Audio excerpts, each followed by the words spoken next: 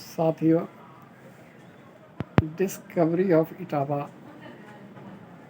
के क्रम में पिछली बार हमने जिस तरह मध्यम व्यायोग के प्रसंग की बात कही, और आज हम एक और रचना धर्मिता के विद्वान यानी बाणभट्ट की बात करें। बाणभट्ट का इटावा से संबंध रहा होगा, क्योंकि यहीं से वो कान्यकुब्ज पहुँचे। और कान्यकुब्ज बड़ा महत्वपूर्ण स्थान है, कन्नौज जैसे कहते हैं ना, क्योंकि इटावा लंबे अरसे तक कान्यकुब्ज राज्य के अधीन रहा, यानी स्वामित्व कन्नौज नरेश के हाथ में था। और इटावा और आसपास के जितने भी छोटे राज्य रहे होंगे इटावा जनपद के, वो सब कन्नौज के ही क्षेत्र में थे। बाणभट्ट की बात करते हैं, कादम्बरी जिन्होंने लिखी और महत्वपूर्ण है। हर्षचरितम उस समय कान्यकुब्ज के शासक हर्ष थे, हर्षवर्धन।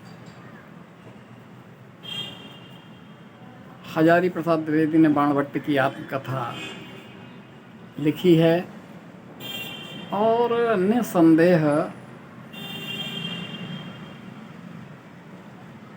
उसका थोड़ा सा स्वरूप लें अगर हम, जिसने कहा कि बाण शब्द हर्ष ने दिया, उससे पहले बंड शब्द था। बंड। अब भट्ट का इटावा से संबंध यहाँ कालांतर में बाणभट्ट के ही क्रम में बहुत समय बाद एक नाटककार हुए हैं, उदय शंकर भट्ट की बात कह रहे हैं। यहाँ कहीं बीहड़ में, उनका स्थान निश्चित नहीं है कि कहाँ के थे। इतना है कि बीहड़ी क्षेत्र यहीं कहीं के रहे होंगे जिनके माता और पिता बचपन में मर गए, और जो देखभाल हुई उसमें जो अंतर आया होगा, निश्चित रूप से अपनी भाषा, यहीं की भाषा में बंड कहते हैं, यानी बिना पूंछ का पशु। तो क्या था कि जिसके साथ बच्चों के साथ खेलते तो किसी को कुएं में ढकेल लेते। अब शिकायत की जाए तो किससे की जाए, कोई गार्जियन नहीं, बिल्कुल अकेला। बंड नाम समाज में रखा, गांव के लोगों ने बंड कह दिया कि बंड आ रहा है, इससे बचे रहना, बच्चों को बचा लेना, नहीं ये गड़बड़ कर देगा। बहरहाल वह बंड, उन्हें गांव से निकाल दिया गया। फिर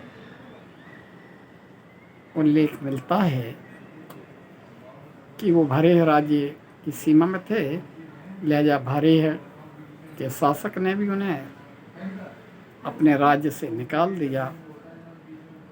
जब निकाल दिया, तिरस्कार कर दिया है। साहित्यिक चेतना उस समय जागृत होती है जब निष्कासन कहें, बहिष्कार कहें, ये स्थितियां जब बनती हैं,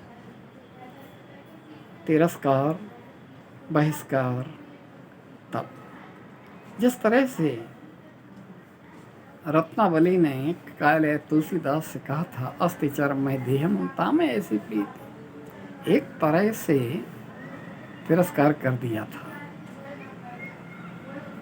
विद्योत्तमा ने कालिदास का तिरस्कार कर दिया। जैसे ही ऊंट शब्द को उट्र कहा तो उष्ट्र और उट्र, ये जो अंतर आया, तो उन्होंने भी निकाल दिया। तब जाकर के आत्मबोध होता है और ज्ञान की प्राप्ति होती है। उसी तरह से बंड को जब राज्य से निकाल दिया गया तो उन्होंने कन्नौज में जाकर के अध्ययन भी किया और काव्य प्रारंभ किया। और जब राजा हर्षवर्धन के सामने हर्ष के सामने उन्होंने अपनी प्रस्तुति दी तो उन्होंने कहा, क्या बात है, तुम्हारे साहित्य, तुम्हारी काव्य शैली बाण की तरह सीधे हृदय को भेदने वाली है। यानी हृदय का भेदन करने वाली सृजन क्षमता, काव्य सृजन क्षमता ने जब पूछा कौन हो तुम, कि हमारा नाम बंड है। कि तुम बंड नहीं, तुम्हारी तो काव्य शैली बड़ी विचित्र है, ये तुम आज से बंड नहीं बाण हो, क्योंकि तुम्हारे काव्य की सृजनात्मक शैली हृदय को कुछ भेद देती है बाण की तरह, लिहाजा आज से तुम बाण हुए।